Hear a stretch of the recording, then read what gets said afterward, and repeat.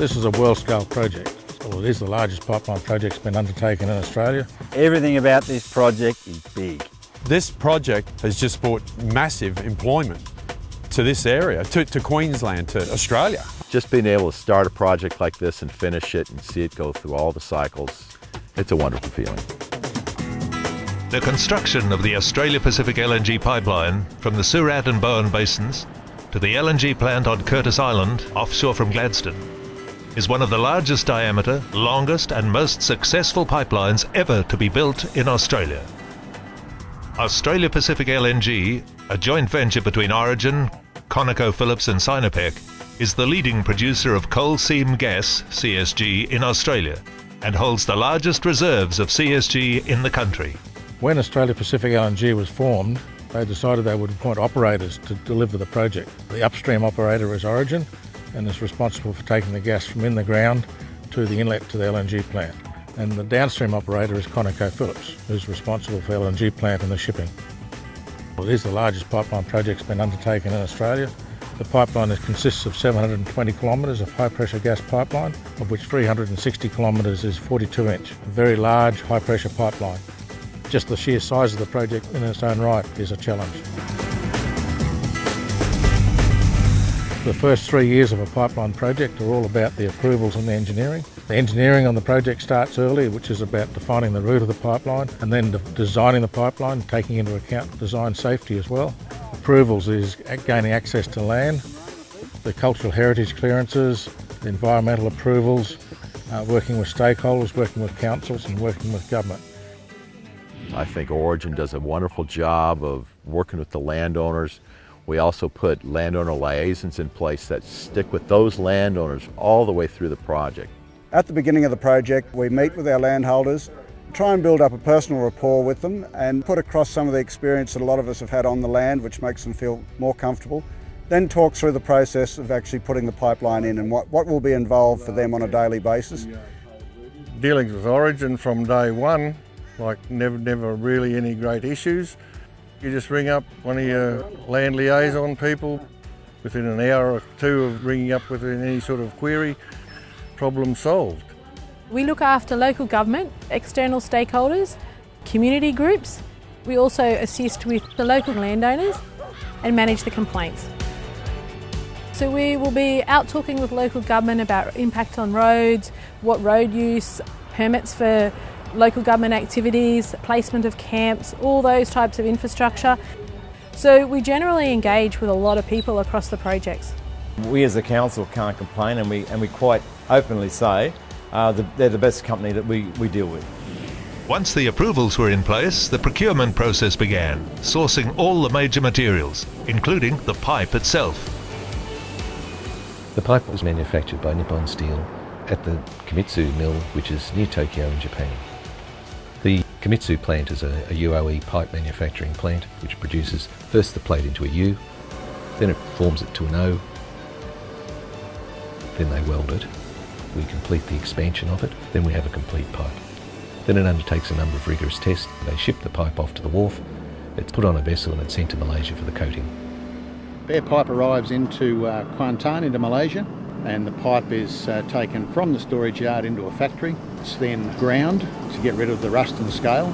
Acid dipped, heated up, painted. There's 2 coats. Cooled down. The internal coating is applied and moved back into a stockpile as a completely coated pipe. The next stage was to transport the pipe from Malaysia to Gladstone. Another particular issue we need to manage is the movement of pipe. There's 270,000 tonnes of pipe coming onto the project, and we move each piece of pipe about 10 or 11 times, so we're moving about 3 million tonnes. The pipe is delivered to Gladstone Port and brought over here to Callide laydown area, which it will be the only area receiving all the pipes by rail. We decided to go with the rail instead of trucks, actually to minimize the impact on roads and for environmental issues, and making sure it's more safe instead of by trucks on the roads. By September 2012, mainline construction was well underway. First off, we go through with our cultural heritage survey, then our environmental survey, followed by our actual survey crew for pegging out the easement. And then we come through with the clear and grade crew who de-bush, which will take all the scrub off first, and then we will come through with the bulldozers, graders, level out our right-of-way, which basically is a working platform for the crews behind. An area where we place a great deal of emphasis is in the local Indigenous communities. Our cultural heritage program means that we have people in our crews that are looking for artefacts as they go along, and if they find any artefacts, they log them and GPS them. Once they have that cleared workspace in, they bring in the pipe, and they're stringing pipe along the right-of-way.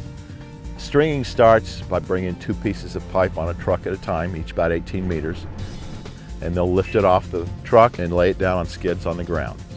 We'll string the pipe through, we come through, followed by the bending crew. Behind that comes the firing line. The automatic welding line for this large diameter pipe is a massive effort.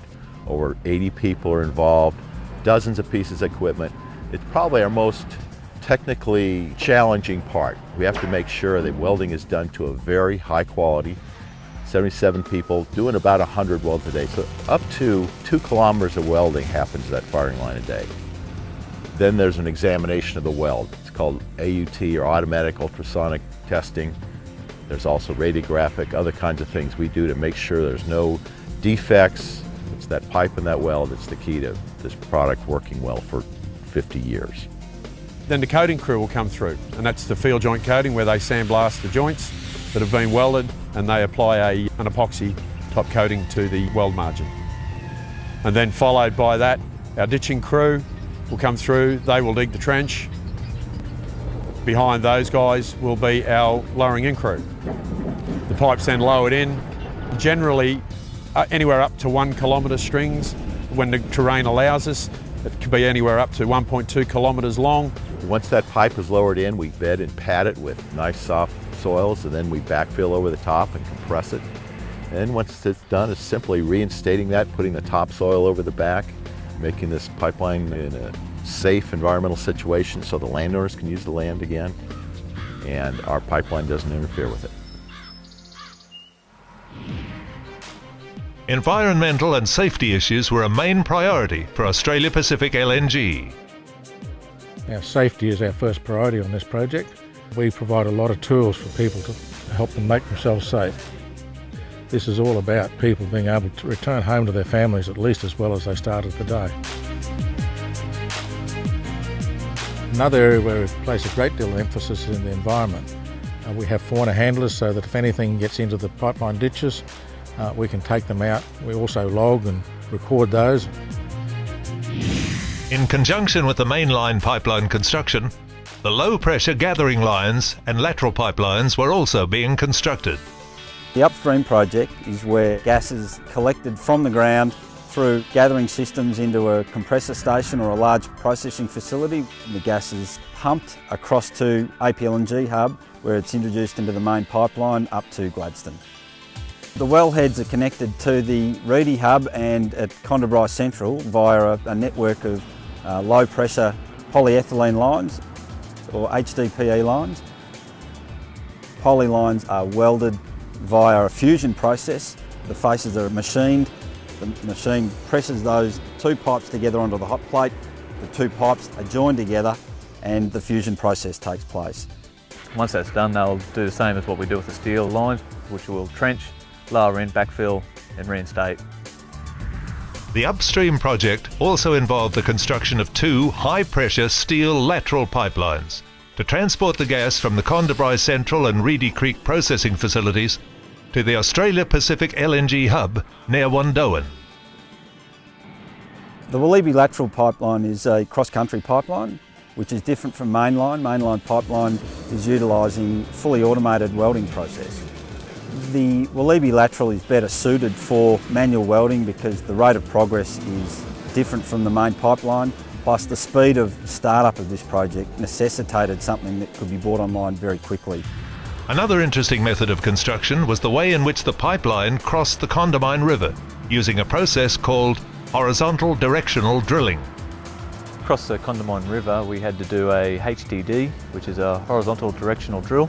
The HDD involves setting up on one side of the river, putting a pilot hole with a drill head through to the other side, attaching a ream head, and then pulling back through until we get the required size of the hole. On the other side of the river, we will have a casing pipe, and the pulling head will then pull this casing pipe under the river in one go through the HDD hole. Very effective to cross rivers like this due to the low impact on the environment. Transporting the gas from the mainland across the Narrows and Gladstone Harbour to the Curtis Island LNG plant presented a new set of challenges. Australia Pacific LNG and QGC both agreed to locate their 42-inch gas pipelines in the same trench across the Narrows and install the pipelines simultaneously to minimise any environmental impacts on the area. The Narrows crossing was a crucial part of the pipeline construction and required construction of temporary infrastructure, including a 4.5 kilometre long causeway, road and rail tracks for the two adjacent pipelines, bridges across the creek sections, a temporary cofferdam and jetty, dredging a subsea trench for the twin pipelines, and establishing a temporary winch pad, jetty and cofferdam on Curtis Island. Once the two pipelines had been constructed, welded and tested, they were moved into position at the entrance to the cofferdam. The twin pipe pull was completed in two stages. The first stage involved winching the twin pipelines, attached with floats, through the flooded marshland cofferdam. Then, with an appropriate weather window, the Narrows Channel was closed to shipping, and a cable was towed from Curtis Island to the mainland and attached to the pipe header by divers. Then the massive 450-ton Curtis Island winch began to pull the twin pipe strings across the channel.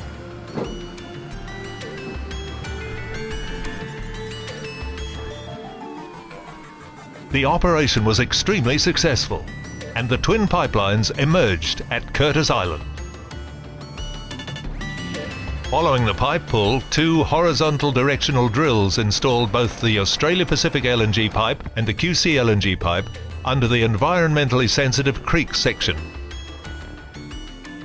Using conventional trench and bury techniques, the Australia Pacific LNG pipeline was laid from the Curtis Island winch pad to the Australia Pacific LNG receiver station, which would deliver the gas to the newly constructed LNG processing plant. By April 2014, after 18 months of intense work, the final construction weld on the mainline gas pipeline had been completed, a major milestone for the pipelines team and the Australia Pacific LNG upstream project. Following the final tie-in welds, hydrostatic testing, reinstatement and rehabilitation, the completion of this massive pipeline was a major step towards achieving first export gas at Curtis Island in 2015. So our legacy is to finish this pipeline with people recognising that we have been through, that we have looked after people, our stakeholders are satisfied, it's been environmentally sustainable. The legacy of the pipeline is that less people recognise it's there, the better.